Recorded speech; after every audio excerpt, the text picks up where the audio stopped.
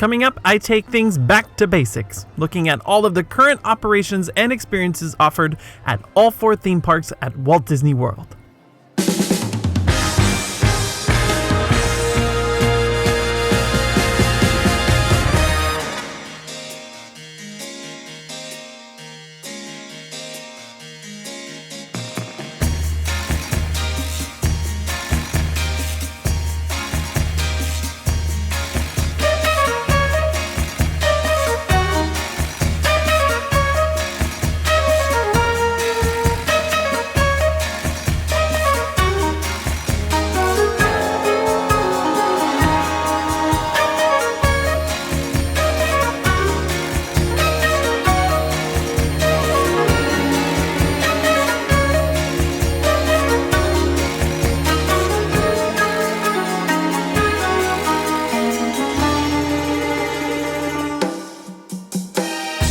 Hello my friends, it's David here, and welcome back to Beyond the Kingdoms. Today's video kicks off Back to Basics Week. As we all know by now, a lot has changed at both the theme parks and resorts at Disney since 2020. Now, some things you probably already know about, but other things have slightly changed over time. So I thought this was the best time to get everyone on the same page with a big refresher. By now, I assume we all know the generic new stuff. All guests ages 2 and up have to wear a mask.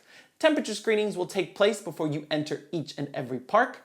And of course, there are hand sanitizing stations everywhere, so there's plenty of opportunities for you to wash your hands throughout the whole day.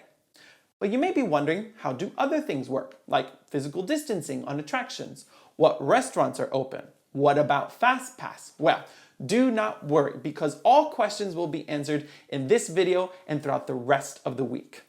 My goal is to give you guys an accurate, unbiased look at how the theme parks are operating right now, so that you can make the best decision on when it's right for you to return.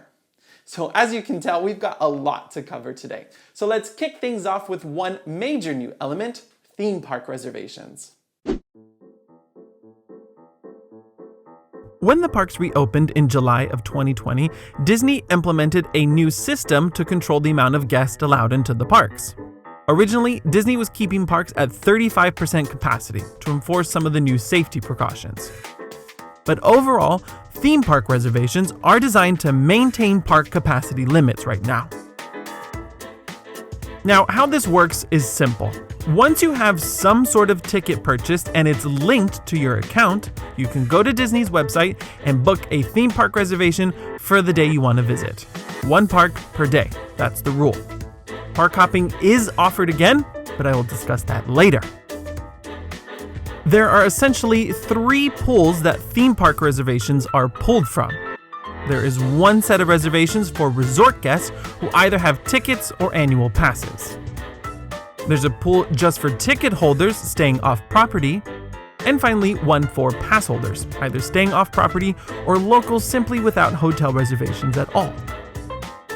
Now, before you buy any of your tickets, I would look at the theme park reservation availability calendar for your specific travel dates. In fact, I'd actually do this before you book any sort of travel.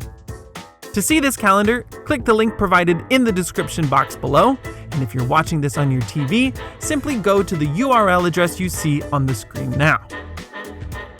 From there, you can click on View Current Availability for theme park reservations and see where things are currently standing. You'll first notice that all groups may have some trouble snagging a reservation for Hollywood Studios and Magic Kingdom, especially on the weekends and major holidays. Epcot and Animal Kingdom are much easier parks to book right now. So my advice is that you should make all of your theme park reservations at least 3 months in advance or more if you can. 6 months is really ideal. And remember, you must have tickets purchased first before you can book the theme park reservations. But everyone can take a look at this availability calendar online before you do that. Now this naturally takes me to my second point, crowd levels. I've seen lots of discussion online about the current crowd situation at Walt Disney World. Some of it is very accurate, and some of it can be a little misleading. First of all, if you think you're going to show up to Disney World right now to find a ghost town, you're going to be disappointed. When parks reopened last summer, it seemed like public confidence in going to a theme park was simply non-existent, and rightfully so. So the few guests who did visit had the place practically to themselves. I can say, however, that in recent months, I found that some of the corners of Epcot and Animal Kingdom can feel quite empty, especially on the weekdays. But for the most part, you will see some form of crowds again.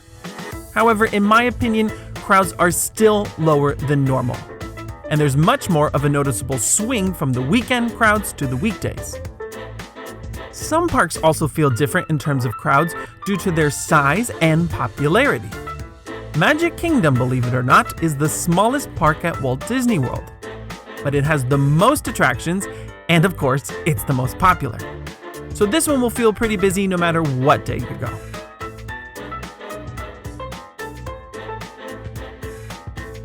Hollywood Studios is slightly larger than Magic Kingdom, but it's very high in demand because of all of the new attractions. Animal Kingdom seems to be the quietest at the moment. This is the largest park at Walt Disney World with the smallest number of attractions. I also find that since Animal Kingdom is the youngest park, it was designed for big crowds the most. At some parks like Magic Kingdom, physical distancing in queues causes lines to spill into pathways and make things feel congested. Animal Kingdom doesn't have this problem so much, so I find it to be the most comfortable. Now, Epcot is a little bit of the odd one out. Like Animal Kingdom, Epcot is very large, and the pathways are huge, which makes keeping 6 feet away from your fellow guest a little bit easier. But I find World Showcase, specifically on the weekends, to be a bit overcrowded. Now, I get it. Locals have cabin fever, and they want to get out. Epcot's an easy place to grab some good food and still be outside. But the drinking around the world crowd can get a little rowdy. I mean, no disrespect, I really don't want to ruin anyone's fun and shame anyone, but I just have to admit it. I think it's the one situation where I think some guests will feel uncomfortable with the crowd. I certainly did. So I just mean it simply as a heads up. The other reason crowds may be misleading is because of physical distancing in queues.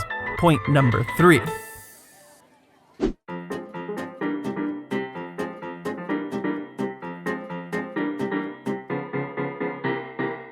As you may know, FastPass Plus is currently not offered at any attraction.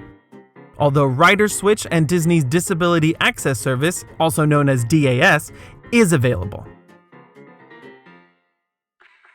Disney has suspended FastPass Plus for the time being so that they can stretch out that standby queue and place physical distancing markers throughout. This means that in many cases, queues look really long, however they move much more quickly than before. Here's one example.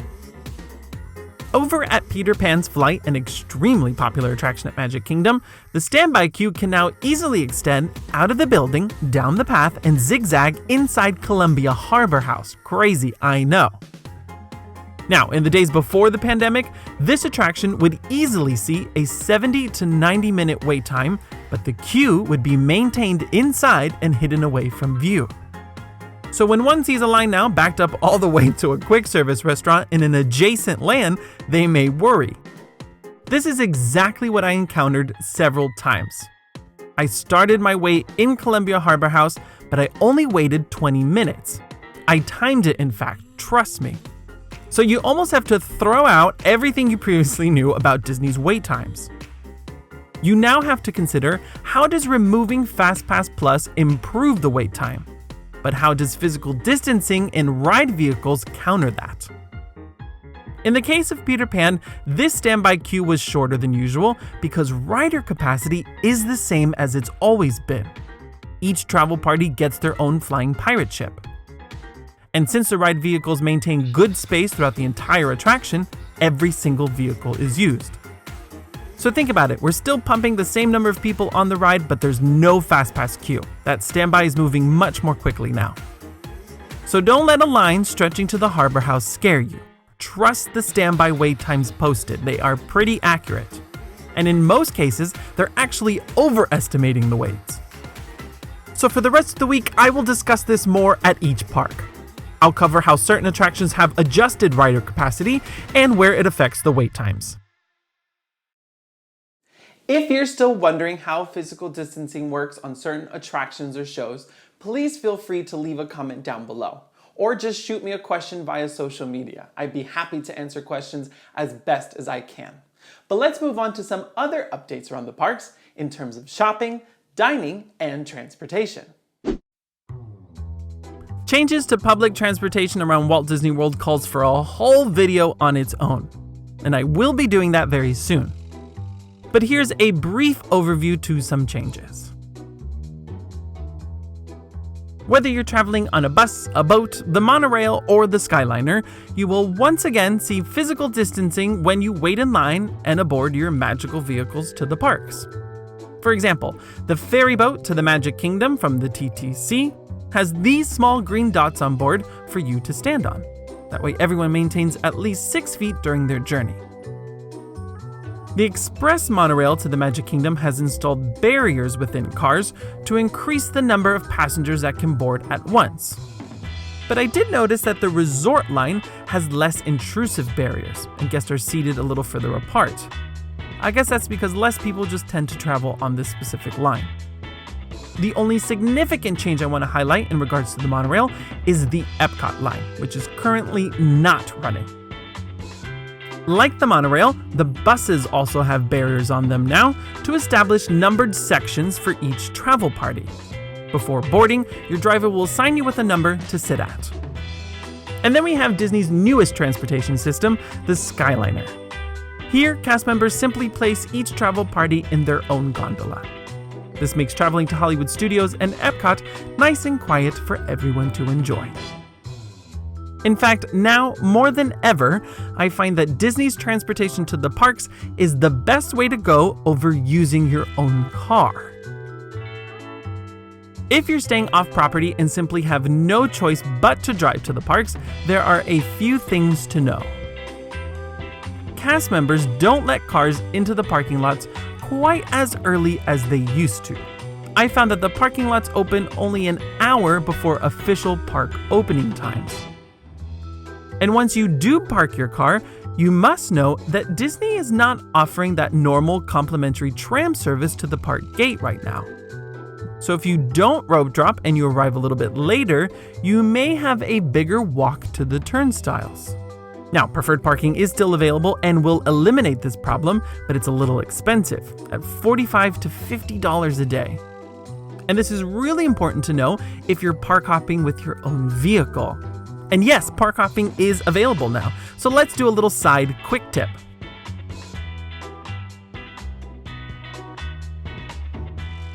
If you're park hopping, you will only need to make a theme park reservation for the first park you want to visit.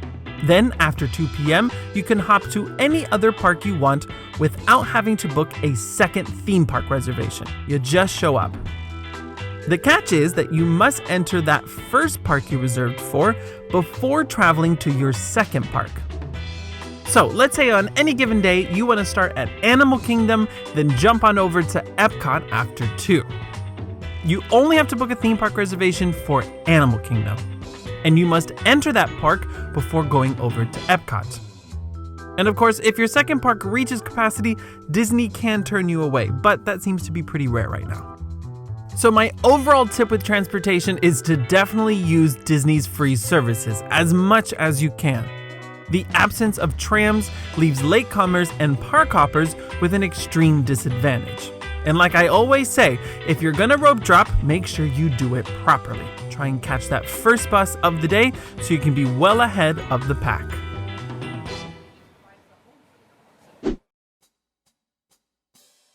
Let's next look at something a little less complicated and more fun: shopping. Now, while some stores may not be open at the moment, all of the major shopping locations are still available. This means that places like the Emporium, Mouse Gear, Mickey's of Hollywood, and Discovery Trading Company will all have your favorite souvenirs. However, just like the attractions, Disney does limit how many people can enter the store at any given time. I found that throughout the day, this is not really a problem. However, the classic end of the day rush can mean that you'll have to wait in line before entering places like the Emporium for the final hour inside the park. But in these cases, I never really waited more than 5 minutes, so don't really worry too much about it. Normally, I would suggest shopping in the middle of the day to avoid those crowds, but Disney is still not offering a package delivery service from the store to your resort. So if you shop early, just remember that you're going to have to carry things around with you. Sticking to the topic of shopping, pin collectors will be happy to know that pin trading is still offered at the parks and some resorts. Now, instead of directly trading with cast members, guests will find pin trading boards at select locations. If you want to trade, simply tell the cast member that's stationed there where the pin you want is located on the board, and they'll retrieve it for you. All you have to do is drop your pin that you're trading it for in a designated box. They get cleaned and disinfected before being placed back up on the board for the next guest. Generally speaking, I find these locations to be near the park entrance. And I also found a few boards in the lobbies of hotels, such as the Riviera Resort, so keep your eyes open. Okay friends, we're getting close to the end here, and next we have dining. Aside from attractions, this is where you'll see the most amount of changes. First of all, everyone should become familiar with the mobile ordering system. I've talked about this a lot in the past, and it seemed that very few guests actually took full advantage of this originally. Cast members are now encouraging everyone to use it, almost requiring it, which means unless you really have to pay with cash, which is not really recommended, you'll have to get over any aversion you have to this service. The only curveball with mobile order now is the timing. You now have to select a pickup time before you order your food. And on busy days, this can make things a little bit difficult. If you plan to eat at a smaller location, such as Woody's Lunchbox in Toy Story Land, you may find that a pickup time is an hour or so away. And that's because smaller kitchens can only handle so many orders at a time. But my advice is to start considering where you want to eat at least an hour ahead of time. That way you can keep an eye on your desired quick service restaurant just in case. I think it's probably best to start checking menus while you wait in line for an attraction before mealtime. Next, we have table service restaurants. Now, I want to stipulate that since my return to the parks, I've decided to wait a little longer before I do any indoor dining. While most quick service restaurants offer outdoor seating, most of the table services do not. So my experience and advice in this arena is a little limited. But allow me to first say that reservation windows have changed. Guests can now book their favorite table service restaurant 60 days in advance. A new twist to table service dining is that you can join a walk-up list on the day you visit without a reservation. Now, these do fill up quickly, so again, don't leave this to the last minute. But if on the day you visit Magic Kingdom, you say to yourself, hey, I want to have dinner at Skipper Canteen tonight. From there, you can just jump on the My Disney Experience app and join a wait list, which will give you a rough estimate on what time to return to the restaurant. I still think booking in advance is the safest way to go, but it's nice to see that Disney is offering a little flexibility for those who go with the flow. And my final point when it comes to food, let's cover character dining and buffets. First of all, any location that is reopened that was previously a buffet, whether it had characters or not, is now serving food family style. You don't go to the food comes to you. I like to use Garden Grill in the Land as an example. This restaurant has always served food family style. If after you finish a platter of food you want more of something, your waiter or waitress can simply bring out more of whatever you want. I've always preferred this method over the traditional buffet because all of the food is sure to be fresh and hot. At the few restaurants offering character dining, characters don't come directly to your table. They can just be seen from a distance. The restaurants currently offering this are Chef Mickey's at the Contemporary and Topolino's Terrace at the Riviera. Both of these locations are only offering character dining at breakfast. Garden Grill is open at Epcot with characters for lunch and dinner. And finally, Hollywood and Vine at Hollywood Studios is open for all 3 meals of the day. And just like in the past, breakfast features characters from Disney Junior, while lunch and dinner feature the Fab Five. Now, there is one character dining location that's reopened, but without the characters. That's the Crystal Palace at Magic Kingdom. You won't see Pooh and his friends here, and the food will come to your table now. The two remaining all-you-can-enjoy restaurants open are Liberty Tree Tavern in Liberty Square and Beer Garden Restaurant inside the Germany Pavilion at Epcot. These places never featured characters before, and they don't now.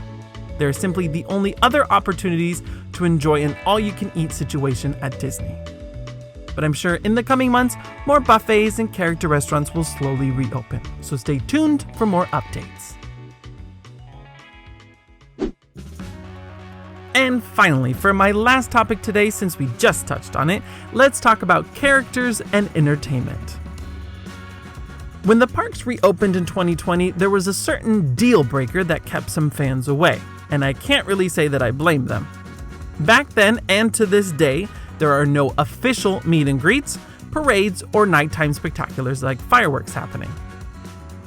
And this makes total sense to me. Now is simply not the time for these offerings, and we just have to wait a little bit longer. But I can understand not wanting to splurge on the high cost of a Disney vacation without key offerings like Happily Ever After, or the chance to meet your favorite Disney characters. So for right now, I'm here to tell you that if you're okay without the major shows, you can still enjoy some minor forms of entertainment around the parks. And you can indeed meet characters like Mickey and Minnie. First of all, we currently have cavalcades. This is somewhat of a temporary replacement to both parades and meet and greets. All 4 parks have these cavalcades, and they happen sporadically throughout the day. A cavalcade usually consists of just 1 or 2 floats with a handful of characters. But one park can have several different types of cavalcades in a single day, each with different sets of characters. For example, Magic Kingdom usually has up to 4 different cavalcades, and each of them take place multiple times a day. One can feature Mickey and Minnie with some friends, while others feature the classic princess lineup. If you're wondering when these take place, you will not find a direct answer. And that's because Disney doesn't want to advertise times. This is done purposely to reduce crowd buildup hours beforehand. But if you do go to the My Disney Experience app, you'll see a range of times when the cavalcades take place. At places like Magic Kingdom, where there are several, they tend to pass by every 20 minutes throughout the middle of the day. But that's not the only way to see some characters. While traditional meet and greets are not available at this time, you may find some physically distant characters stationed at specific locations. For example, the balcony of the train station on Main Street is usually filled with different groups of characters throughout the day. I also spotted popular characters like Elsa just outside the summer house in the Norway Pavilion at Epcot. They pop out throughout the day individually, close enough to snap a picture of them or for the little ones to have a friendly chat. But to find out more details on where these characters are located and other tips, stick around for the rest of Back to Basics Week here at Beyond the Kingdoms. Tomorrow I'll cover tips while visiting Hollywood Studios, where there are actually a few live shows currently taking place. I'll then jump to Epcot tips on Wednesday. Animal Kingdom will be covered on Thursday. And I'll round out the week with my top tips to know before a visit to the Magic Kingdom on Friday. Well, my friends, that will have to do it for this big Back to Basics refresher. I know I threw a lot of information at you, but believe it or not, I still didn't cover it all. I didn't even touch hotels. But don't worry, that will happen further down the line. Stick around for the rest of the week as I dive deeper into all 4 parks. And until tomorrow, please stay safe out there, take care of each other, and remember, if you can dream it, you can do it.